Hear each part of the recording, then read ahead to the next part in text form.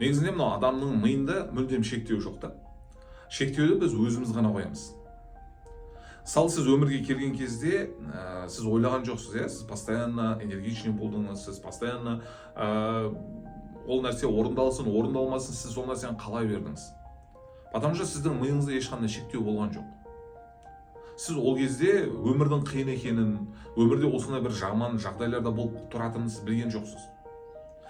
Ақырында өсе келе сізде сондай нәрсе пайда болды, значит өмірде барлық нәрсеге қол жеткізу мүмкін емес деген. Сіз ақырындап миыңызда шектеу қоя бастадыңыз. Негізінде Алла Тағала адамзатты керемет қылып жаратқан ғой. Керемет қылып, себебі ол адамның миында вообще шектеу жоқ. Мүлдем шектеу жоқ. Қазіргі таңда сіз қолданып жатқан смартфон, телефондар, компьютерлер, мысалы қаншама техникалар, оның барлығын адамзат жаратып жатыр. Адам өзінің миымен шектеуін алып тастаған. Но болмайды деген нәрсе жоқ. Ол болады дейді. Потому что біздің миымыз нені ойласақ, соны өзіне тартады. Өмірімізге сол нәрсені алып кіреміз. Бүгінгі таңда сізде мынау мемлекетте қандай да бір адамдардың или политиканың или болмаса қандай да бір бай адамдардың өмірлері сізге ұнамай жатса, олардан тек қана минустарын көре берсеңіз, тек минусын айта берсеңіз, сіз өміріңізге өзіңіз сол нәрсені тартатын боласыз. Өйткені біздің ми мынаны қалаймын, мынаны қаламаймын деген нәрсені түсінбейді. Біздің ми тек қана ойлаған нәрсемізді ғана орындайды. Алла Тағала бізге сол нәрсені ғана береді. Егер де сіз бір жаман адамның жаман характерін или болмаса жаман жағын көрсеңіз, мысалы, минустарын көре берсеңіз, сол нәрсені айта берсеңіз, сіздің бірінші орында фокусыңыз сол жерде болады. Сіздің ойыңыз, пікіріңіз, бүкіл барлығы сол негативті минуста болады. Значит, сіз өзіңізге сол нәрсені тарта бересіз.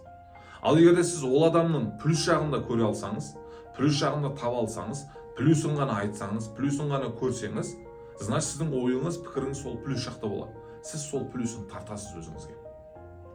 Өзі негізі мынау өмірде біз өзіміздің өмірімізде болып жатқан нәрселердің барлығы бұл закон притяжения, яғни тартылу заңы. Сіз бүгін нені ойлайсыз, ол обязательно сізде болады. Обязательно. Бүгін болмаса ертең болмаса арғы күн, ол сізде обязательно сол жағдай болады. Сондықтан әрқашанда мен всегда адамдарға айтам, жақсы нәрсе туралы ойлаңыздар. Бір нәрсенің жаманы болмай, жақсы болмайды деген нәрсе мүлдем ойларыңыздан шығарыңыздар. Тек қана менде жақсы болады. Тек қана менде күшті болады. Маған ақша оңай келеді, маған ақша тез келеді, жеңіл келеді. Вот солай ойлаңыздар. Ақша табу қиын, ақша табу мүмкін емес, бай болу мүмкін емес. Біздің мемлекет қазір мынандай жағдайда біз қалай бай боламыз?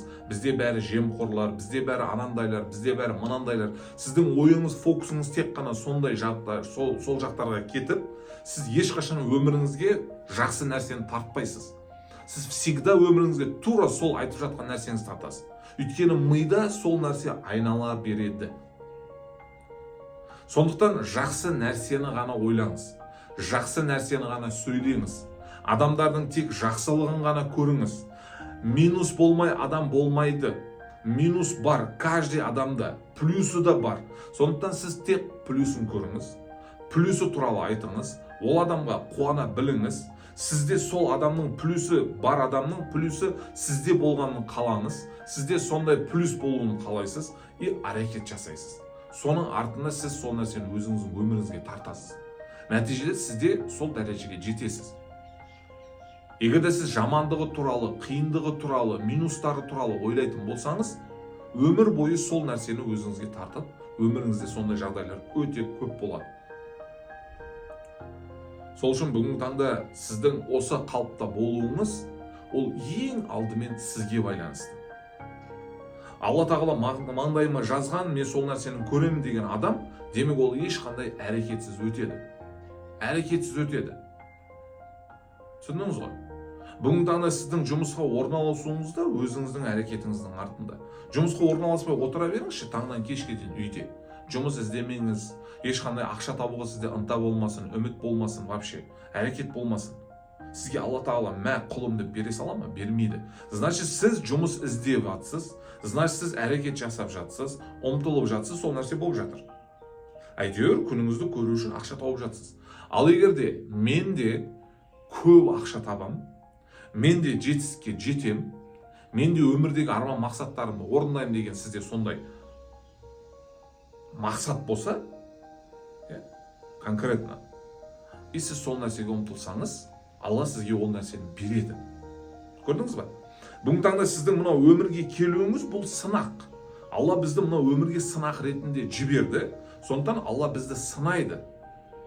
Бізге мүмкіндік береді қай жолмен жүруге. Түсінікті ғой? Бүгінгі таңда сіз егерде жақсы жолмен жүріп, жетістікке апаратын жолдармен жүрсеңіз, Алла Тағала сізге сол нәрсені береді. Егерде сіз, бәрібір болмайды, бәрібір ешқандай мүмкін емес, мен бәрібір қолымнан келмейді бұл нәрсе, мен жасай алмаймын деген сияқты қолыңызды сілтей берсеңіз, Алла сізге сол өмірді береді. Болды. Сізде ешқандай жетістік болмайды. Нәтижеде сіз Алланы кінәлауыңыз мүмкін кейін. Маңдайыма жазған сол нәрседе одан артық болмайды деп. Жоқ, оған Алла кінәлі емес, оған сіз кінәлісіз. Егер Алла бізді мына өмірге сынақ ретінде жібермегенде, біздің бүкіл барлығымызға кітап жазып қоюшы еді. Мысалы, Абдуллаев Шерзат туылған күннен бастап өлгеннен кейін осыны жасайды болды деп. Түсіндіңіз ғой? Сондықтан өмір әр адамның өз қолында. Бүгінгі таңда сіз өмірді қалай өткізгіңіз келеді, солай жасайсыз. Одан басқа амалымыз жоқ.